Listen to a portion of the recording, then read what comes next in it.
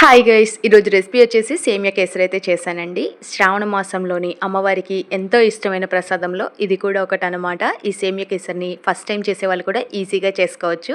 ఇక ప్రాసెస్లోకి అయితే వెళ్ళిపోదాము.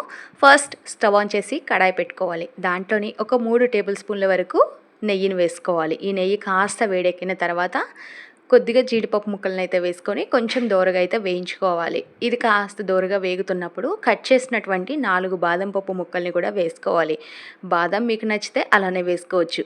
కాస్త కట్ చేస్తే బాగుంటాయని చెప్పి నేనైతే కట్ చేసి వేసుకుంటున్నాను. ఇవి బాగా వేగిపోయిన తర్వాత లాస్ట్లో మనం కిస్మిస్ యాడ్ చేసుకోవాలి. ఇక్కడ మీకు ఇవే డ్రై ఫ్రూట్స్ యాడ్ చేయాలి అని ఏం చెప్పట్లేదు. మీకు నచ్చిన డ్రై ఫ్రూట్స్, మీరు తినే డ్రై ఫ్రూట్స్ ఏవైనా వేసుకోవచ్చు. ఈ డ్రై ఫ్రూట్స్ అన్నీ మంచిగా వేగిపోయిన తర్వాత వీటిని తీసి వేరే ఒక బౌల్లో వేసుకోవాలి. అదే నెయ్యిలోని 1 కప్పు వరకు సేమియా వేసుకోండి. నెయ్యి కాస్త తక్కువైంది అనిపిస్తే ఇంకొక టేబుల్ స్పూన్ యాడ్ చేసుకున్నా పర్వాలేదు. ఈ సేమియా అనేది మంచి గోల్డెన్ బ్రౌన్ కలర్ వచ్చే వరకు ఇలా తిప్పుకుంటూ అన్ని పక్కల కూడా చక్కగా వేయించుకోవాలన్నమాట.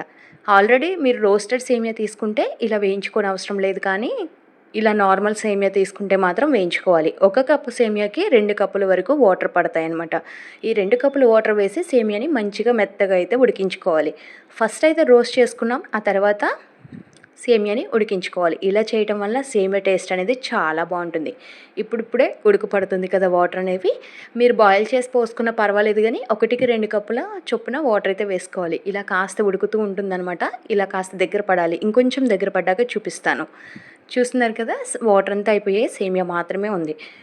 ఈ టైంలో 1 కప్పు సేమియాకి 1 కప్పు వరకు పంచదార వేసుకోండి. ఇక్కడ పంచదార బదులుగా మీరు కావాలనుకుంటే బెల్లం పౌడర్ కూడా యాడ్ చేసుకోవచ్చు. ఎక్కువగా ఈ రెసిపీకి పంచదార యూజ్ చేస్తూ ఉంటారు, అందుకనే పంచదార అయితే వేస్తున్నాను. ఈ పంచదార 1 కప్పు సేమియాకి 1 కప్పు తీసుకుంటేనే బాగుంటుందండి. మంచి జిగురు వస్తుంది, టేస్ట్ కూడా ఈవెన్గా ఉంటుందన్నమాట. ఇలా కాస్త వాటర్గా అయిపోతుంది పంచదార కరగగానే. మీరు కంగారు పడాల్సిన పని అయితే లేదనమాట. ఈ విధంగా కాస్త ఉడకబట్టి పంచదార కూడా మంచి పాకం అయితే వస్తుంది. సేమియా ఈ పంచదారలో ఉడికి దగ్గర పడుతుందనమాట. దీన్ని టేస్ట్ మంచిగా ఉండాలి అంటే కొంచెం ఇలాచీ పౌడర్ అయితే వేసుకోవాలి. ఇక్కడ ఇలాచీ పౌడర్లో నుంచి విత్తనాలు తీసి కొంచెం క్రష్ చేసి వేసుకుంటున్నాను. ఈ విత్తనాల టేస్ట్ అనేది చాలా బాగుంటుంది, ఒక మంచి ఫ్లేవర్ అయితే వస్తుందన్నమాట. సో ఇదంతా కూడా కలిసేలాగా కలుపుకోండి. చూస్తున్నారా, ఇందాకడికి ఇప్పటికి చాలా దగ్గర పడిపోయింది. ఈ టైంలో కావాలంటే ఫుడ్ కలర్ని యాడ్ చేసుకోండి, లేదు అంటే స్కిప్ చేసినా పర్వాలేదు. ఇక్కడ నేను ఎల్లో ఫుడ్ కలర్ని అయితే వేసుకుంటున్నాను. చాలా టేస్టీగా ఉంటుందండి ఈ సేమియా కేసరి. చూడటానికి కూడా చాలా బాగుంటుంది.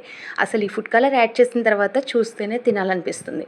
అసలు ఇష్టం లేని వాళ్ళు కూడా లాస్ట్ స్పూన్ వరకు కూడా ఇష్టంగా తినేస్తారు. చూస్తున్నారా, ఇక ఫైనల్గా మనకి పాకం అనేది మొత్తం వచ్చేసిందండి. ఈ టైంలో ఫస్ట్ మనం వేయించి పెట్టుకున్నటువంటి డ్రై ఫ్రూట్స్ని కూడా వేసేసుకొని ఈ డ్రై ఫ్రూట్స్ అన్నీ కూడా బాగా కలిసేలాగైతే కలుపుకోవాలి. ఇలా కలుపుకున్న తర్వాత పైనుంచి 1 టేబుల్ స్పూన్ నెయ్యి వేసుకోండి. చాలా బాగుంటుంది సేమియా కేసరి అనేది. ఆ నెయ్యి వేసిన క్లిప్ అయితే మిస్ అయింది, కానీ మీరైతే ఆ టేస్ట్ అస్సలు మిస్ అవ్వకండి. నెయ్యి కూడా వేసేసి అంతా బాగా కలిసేలాగా కలుపుకుంటే మనకి ఇంకా సేమియా కేసరి అయితే రెడీ అయిపోయిందండి.